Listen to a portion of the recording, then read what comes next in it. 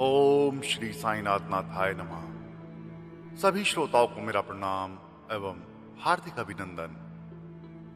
मित्रों, आप सभी का स्वागत है इस दिव्य चिंतन में। आज हम एक ऐसे विषय पर बात करने जा रहे हैं जो हर भारतीय के हृदय में बसता है। हर व्यक्ति के मन में एक सवाल होता है कि राम राज कैसा होता है, कैसे आएगा ये राम राज? क्या केवल नारे लगाने से, क्या केवल सरकार बदल देने से, या फिर इसके लिए हमें खुद को बदलना होगा? आइए इस गूढ़ विषय को समझते हैं बाबा के अमृत संदेश के माध्यम से। बाबा कहते हैं राम राज का अर्थ केवल एक आदर्श शासन नहीं है। राम राज का अर्थ है जहां सत्य हो, धर्म हो, प्रेम हो और न्याय हो।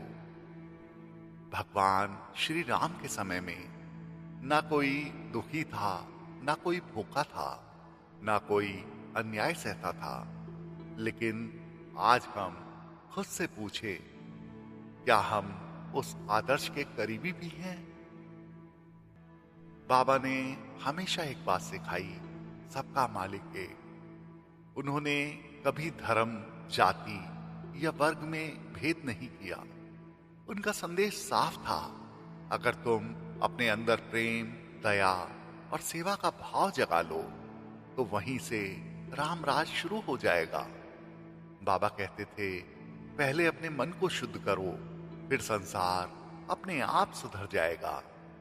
मित्रों, हम अक्सर सोचते हैं कि देश बदल जाए, व्यवस्था बदल जाए, लेकिन क्या हमने कभी सोचा कि अगर हर व्यक्ति खुद को सुधार ले तो समाज अपने आप बदल जाएगा। राम राज लाने के लिए जरूरी क्या है? मित्रों, राम राज लाने के लिए जरूरी है कि मन में ईर्ष्या ना हो, दूसरों के प्रति करुणा हो, अपने कर्मों में सच्चाई हो। जब एक एक इंसान अपने अंदर राम को जगा लेगा, तभी सच्चे अर्थों में राम राज आएगा। आज इंसान बाहर की दुनिया में उलझा हुआ है। उसका लालच बढ़ गया है, क्रोध बढ़ गया है, अहंकार चरम सीमा पर है, और यही तीन चीजें राम राज के सबसे बड़े दुश्मन हैं। बाबा कहते थे, श्रद्धा और सबूरी रखो। अगर हम इन दो शब्दों को जीवन में उतार लें तो आधी समस्याएं अपने आप खत्म हो जाएंगी। मगर अब सवाल यह उठता है कि इसके लिए हमें करना क्या होगा? अगर आप सच में राम राज लाना चाहते हैं तो आज से ही शुरुआत करें। हमेशा सत्य बोलें, चाहे परिस्थिति कैसी भी हो। दूसरों की सेवा करें बिना किसी स्वार्थ के। क्षमा करना सीखें, जो आपको दुख दे उसे भी माफ कर दें। ध्यान और भक्ति करें, रोज कुछ समय भगवान को दें। और अंत में अहंकार को छोड़ें, क्योंकि अहंकार ही सबसे बड़ी बाधा है। याद रखें, राम राज कोई बाहर की चीज नहीं है, यह एक अवस्था है जो हमारे भीतर पैदा होती है। बाबा ने कभी बड़े बड़े उपदेश नहीं दिए, उन्होंने सिर्फ जीने का तरीका सिखाया।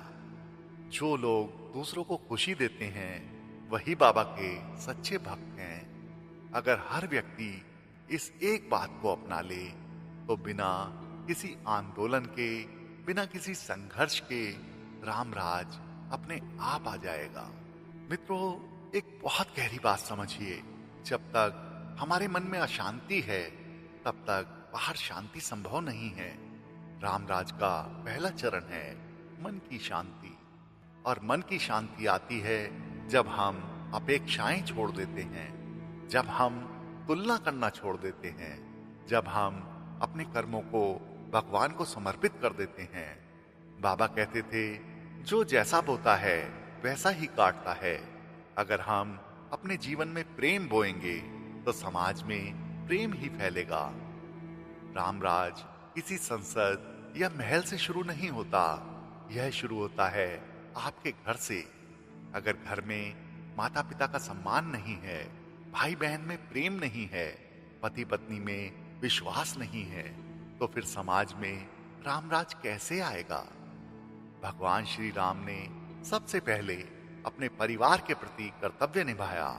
उन्होंने अपने पिता की आज्ञा के लिए राजपाट छोड़ दिया। यही संस्कार हमें अपनाने होंगे। बहुत लोग सोचते हैं कि पूजा पाठ करने से ही रामराज आएगा, लेकिन सच्चाई यह है कि कर्म ही सबसे बड़ी पूजा है।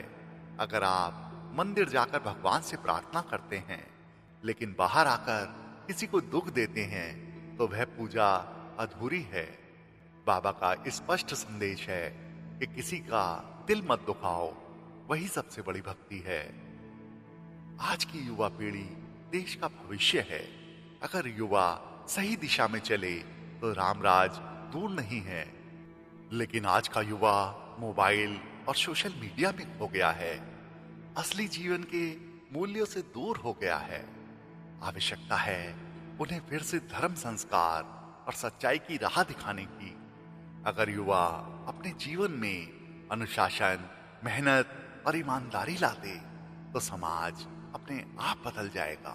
मित्रों, कई लोग पूछते हैं अगर हम सही रास्ते पर चल रहे हैं तो हमारे जीवन में दुख क्यों आते हैं? इसका उत्तर भी बाबा ने दिया, दुख तुम्हें मजबूत बनाने के लिए आते हैं। रामराज का अर्थ यह नहीं कि जीवन में कभी समस्या नहीं आएगी, बल्कि इसका अर्थ है हम हर परिस्थिति में सही रास्ते पर टिके रहें। मित्रों, रामराज के लिए अच्छे नेता जरूरी हैं, लेकिन उससे भी ज्यादा जरूरी है अच्छे नागरिक। अगर जनता ही गलत रास्ते पर चलेगी तो कोई भी नेता रामराज नहीं ला सकता। इसलिए हमें दूसरों को दोष देने के बजाय खुद को बदलना होगा। बाबा ने 2 शब्द दिए, श्रद्धा और सबूरी।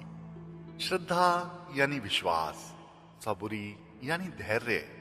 रामराज एक दिन में नहीं आएगा, वह धीरे धीरे आएगा जब हम लगातार सही रास्ते पर चलते रहेंगे। हम हर साल रावण का पुतला जलाते हैं, लेकिन क्या कभी हमने अपने अंदर के रावण को जलाया है? हमारे अंदर भी अहंकार है, क्रोध है, लालच है। जब तक ये बुराइयां खत्म नहीं होंगी तब तक रामराज नहीं आएगा। इसलिए आज संकल्प लें, हम अपने अंदर के रावण को खत्म करेंगे। मित्रों, सच्ची भक्ति केवल भजन गाने में नहीं है। सच्ची भक्ति है दूसरों की मदद करने में, सच्चाई के रास्ते पर चलने में, अपने कर्तव्यों को निभाने में। बाबा ने हमेशा कहा है, जो भूखे को खाना खिलाता है वही सच्चा भक्त है।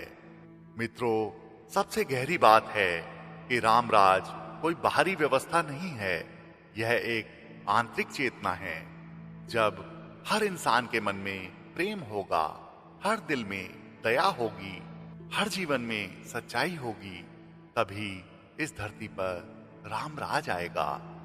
कल्पना कीजिए एक ऐसा समाज जहां कोई दुखी ना हो, जहां कोई अकेला ना हो, जहां हर व्यक्ति एक दूसरे के लिए जीता हो।